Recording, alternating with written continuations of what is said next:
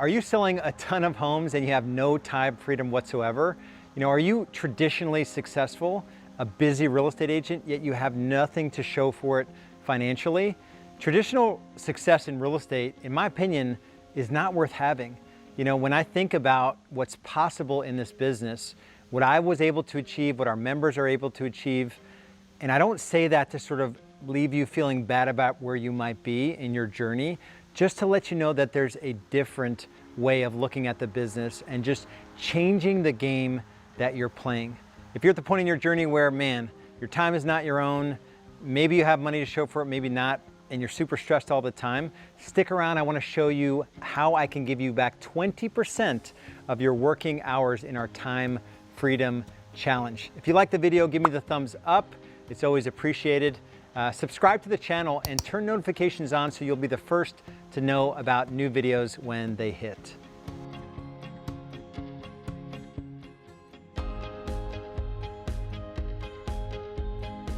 There are some shocking statistics about real estate agents. If you go to Google and type in NAR income survey, it'll bring up the National Association of Realtors survey of real estate agents and their income. The average median income, gross income, so pre-expenses for a real estate agent is $42,000. A 16-year veteran earns $72,000, and agents that are 2 years in the business earn less than $10,000. I think it's like $9,300 a year, which explains why the failure rate of real estate agents is so high, because agents aren't really trained how to make money when they get their real estate license. So my focus of today's video is really to help you unpack how to build your business a little differently, how to think of business differently.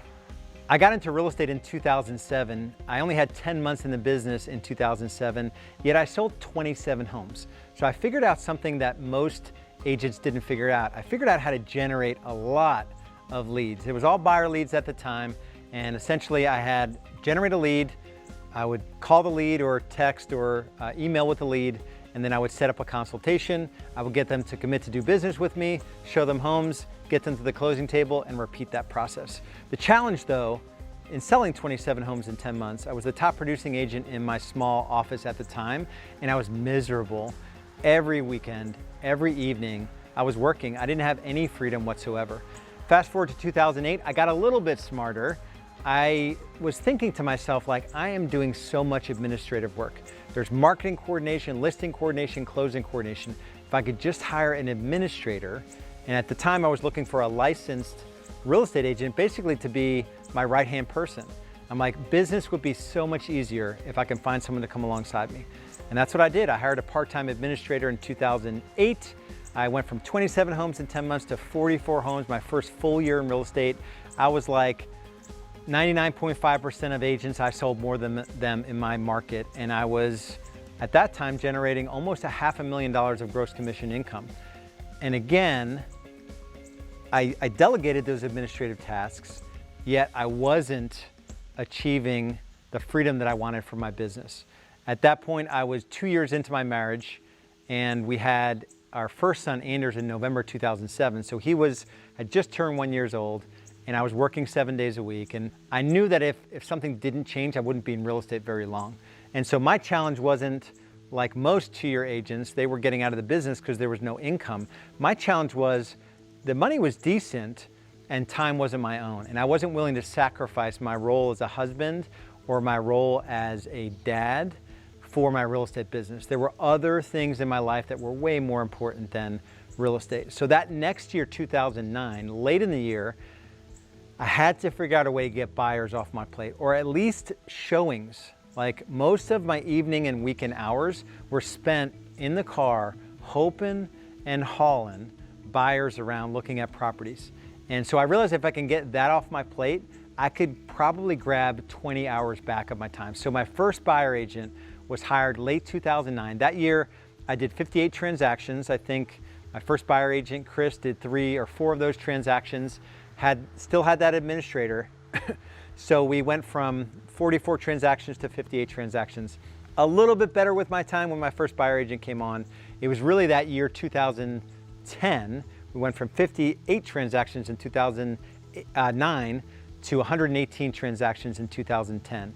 And most of that year, I was able to leverage showings off of my plate. I probably went from 70 hours in 2009 to 50 hours in 2010, and I was focusing mainly on listings on my team. I still had buyer clients, I just leveraged my showings on basically an hourly basis to my buyer agents, and they handled the showings of my buyer clients. Fast forward to 2011, we went from 118 transactions in 2010 to 178 transactions in 2011. The only thing I did differently was I think I cut a weaker agent or two and I added 2 or 3 more agents and hired a second administrator. So not a very complicated transition. And again, I bought back time. I stepped more out of the business, more out of the day-to-day, more out of the grind.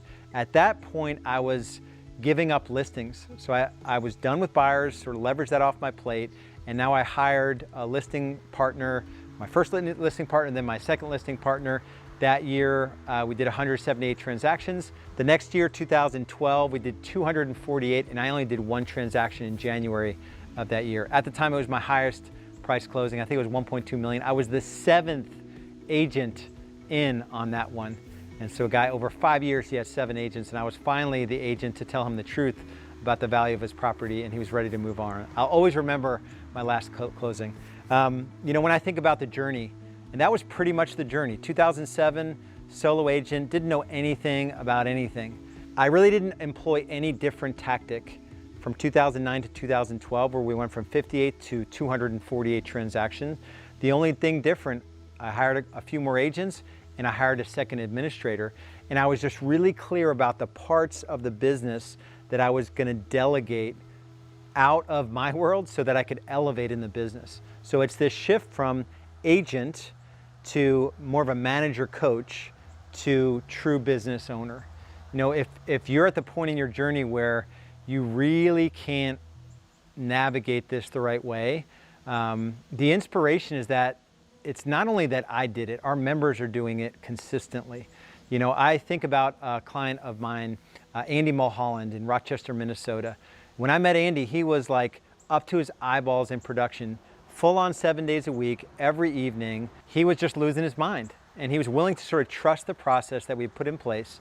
This is probably, I was only a couple years into real estate B school, yet I had figured out something that he hadn't figured out. This concept of leverage and the fact that you're not that important, right? There are so many parts of your business that you don't have to be the one to do. You know, Andy now was able to exit his real estate business. He lives off the grid, like in a beautiful part of Minnesota, and he just enjoys this lifestyle that wouldn't have been possible if it wasn't for these principles of leverage, where bring in administrative support once you build a system, and then identify the pieces of the business that you can hire someone who's better at that piece of the business, that is okay making the money that that position commands. You know, a buyer agent on our team, typically they'll make about $40 an hour. I know the industry doesn't talk about, you know, buyer agents or being a real estate in terms of dollar per hour, but I know as a buyer agent, if you're willing to put in 60-hour work weeks on my team, 60 times 50 is 3,000 times 40, you'll make 120 grand. That is like 2 or 3 times more than the average agent in my market. So not only have I figured out a way to build a business that gives me a little bit of freedom, that same business is allowing licensed real estate agents to come in and they can have time freedom. So if you're at the point in your journey where your time isn't your own and you don't have a roadmap in terms of next steps, join me for the timefreedomchallenge.com. Go to the timefreedomchallenge.com. I'm gonna spend time with you just coaching you and training you and giving you like tactical tools and systems that you could use today and forever to organize your time, to make better choices with your time, to delegate the things that aren't dollar productive and get them off of your plate. If you like this video, give me the thumbs up. Make sure you subscribe to the channel, turn notifications on so you're the first to know about new videos when they drop. As always, thank you for joining me. I am obsessed with helping you build systems that allow you to have more time and money freedom, and most importantly, freedom from stress. So you can show up in your life in the things that are more important than just selling houses. We'll see you in the next video.